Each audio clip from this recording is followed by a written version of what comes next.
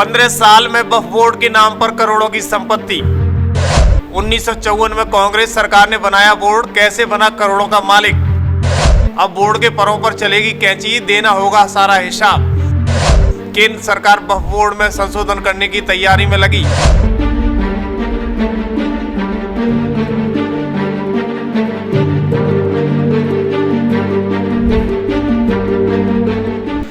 केंद्र सरकार मौजूदा वक्फ एक्ट में संशोधन करने की तैयारी में है। इस सिलसिले में सरकार की ओर से एक नया बिल लेकर आ सकती है।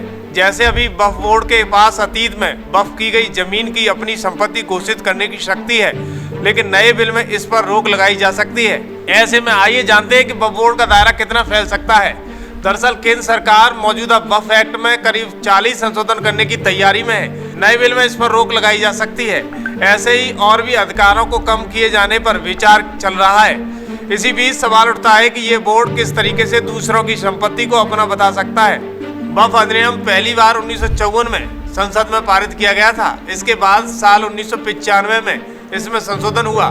फिर 2023 में संशोधन से वक्फ बोर्ड के अधिकारों को और भी ताकत मिल गई। इससे बोर्ड किसी भी संपत्ति को अपना बता सकता है और इसके फैसले को किसी भी अदालत में चुनौती भी नहीं दी जा सकती है।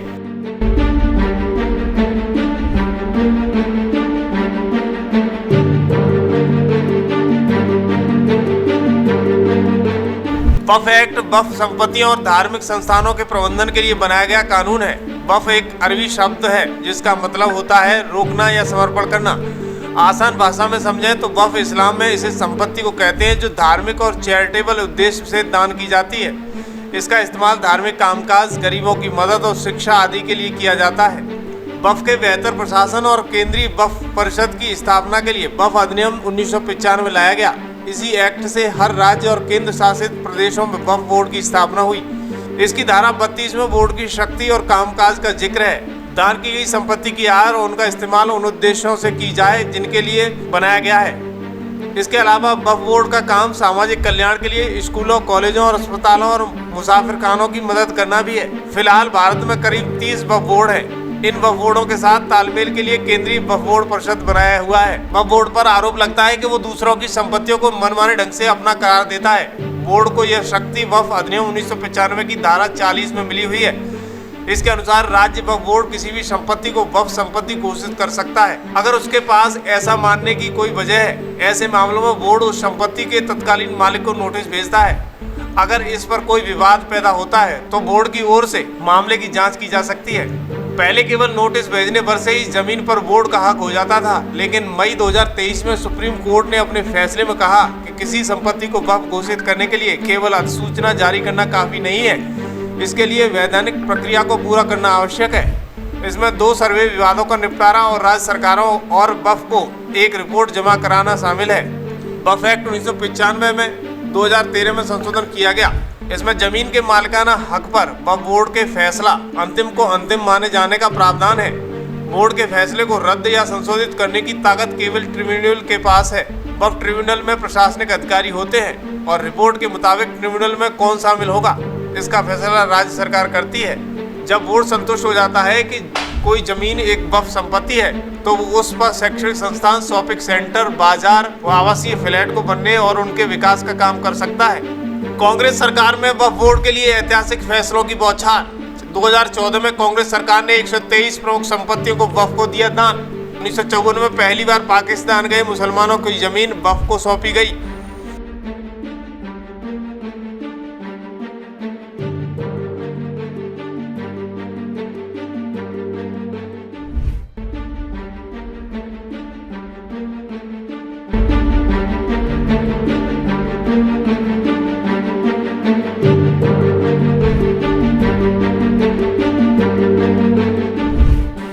सोचिएगा कि राजनीति का स्तर आज जग जाहिर हो जाता है। कोई फैसला लेने से पहले खबरें वायरल होने लगती है।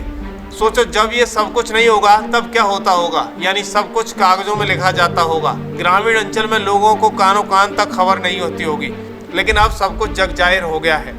दरअसल 1954 में पहला वक्फ आया और 1995 में संशोधन हुआ। भारत सरकार ने वक्फ बोर्ड अधिनियम 1954 के तहत भारत से पाकिस्तान गए मुसलमानों की जमीन वक्फ बोर्ड को दे दी थी। 1991 में बाबरी विध्वंस की भरपाई के लिए 1995 में पीवी नरसिम्हा राव के नेतृत्व वाली कांग्रेस सरकार ने वक्फ बोर्ड अधिनियम के बदलाव करके वक्फ बोर्ड की जमीन अधिग्रहण की असीमित अधिकार दे दिए थे। इसके बाद 2013 में संशोधन हुआ जो सबसे अहम था। अप्रभावी होने के कारण उसकी कटु आलोचना भी हुई।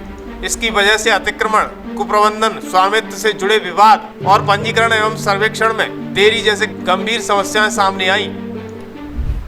दरअसल बड़ी बात यह रही कि कांग्रेस सरकार ने मार्च 2014 में लोकसभा से ठीक पहले राष्ट्रीय राजधानी दिल्ली में 123 प्रमुख संपत्तियों को वक्फ बोर्ड को उपहार के रूप में दिया। पूर्व प्रधानमंत्री मनमोहन सिंह ने 2014 में राष्ट्रीय वक्फ विकास अधिनियम लिमिटेड के शुभारंभ के दौरान कहा था कि वक्फ बोर्ड के तहत संपत्तियों का उपयोग मुस्लिम समुदाय के सामाजिक आर्थिक विकास और लाभ के लिए किया जा सकता है। सोचिएगा कि कितना लाभ कांग्रेस में मिला होगा।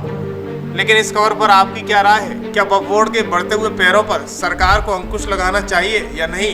जरूर लिखें।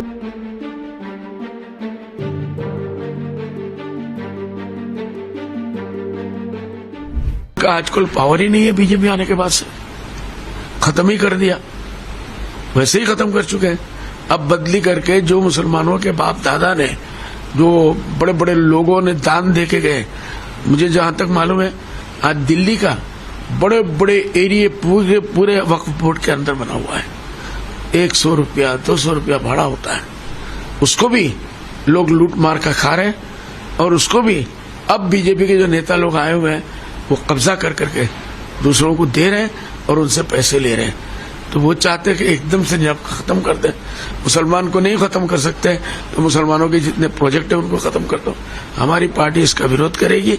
मैं पार्टी पार्लियामेंट के तमाम मेंबर, सेकुलर मेंबरों को और पार्टी के मुस्लिम मेंबरों को स्पेशली और सेकुलर, तृणमूल के, दूसरे समाजवादी के सब लोगों को हम लिखेंगे। मैं लिख रहा हूं कि आप लोग सतर्क रहिए, इस बिल का आपको सख्ती से मुकाबला करना है, इसको नहीं होने देना है। मैं राहुल गांधी जी को भी खत लिख रहा हूं और लीडर ऑपोजिशन को भी खत लिख रहा हूं और खड़गे जी को भी खत लिख रहा हूं कि आप लोग को इसका जबरदस्त प्रोटेस्ट करना है। आप इसको होने नहीं देंगे। ये बहुत बड़ी धांधली है। इससे पहले हमारे मुंबई में अंबानी जी को वक्फ बोर्ड के यतीम खाने की एक जमीन दे दिया। आप लोगों ने दे दिया तो दे दिया, कौन बोलेगा? राहुल जी को बोल रहे हैं नाम मत लो इनका। मैं तो कहूंगा राहुल जी को कि बार बार नाम लेना चाहिए और ये बोलना चाहिए कि मैं नाम नहीं ले रहा हूं, मैंने इनका नाम नहीं लिया। बार बार स्पीकर से उन्होंने पूछा फिर मैं क्या लूं, स्पीकर साहब भी नहीं बोल सकते क्या लूं। तो राहुल जी को इसको रिपीट करना चाहिए, मेरा मशवरा है। अगर वो कहीं से ये देख ले कि बार बार स्पीकर के सामने वो इन लोगों का नाम ले और बोले मैं नाम नहीं लेना चाहता था, मैं नाम नहीं लेना चाहता हूं, मैं इनका नाम नहीं लेना चाहता हूं, लेकिन नाम ले, तो पब्लिक में मैसेज जाएगा। इसलिए ये बड़ी बातें हैं। वक्फ बोर्ड के मामले में हमारा यही नजरिया है। हमारी जमीयत उलमा और हमारी पार्टी यहां से लेके दिल्ली तक एक माहौल बनाने की कोशिश करेंगे। बस पिछले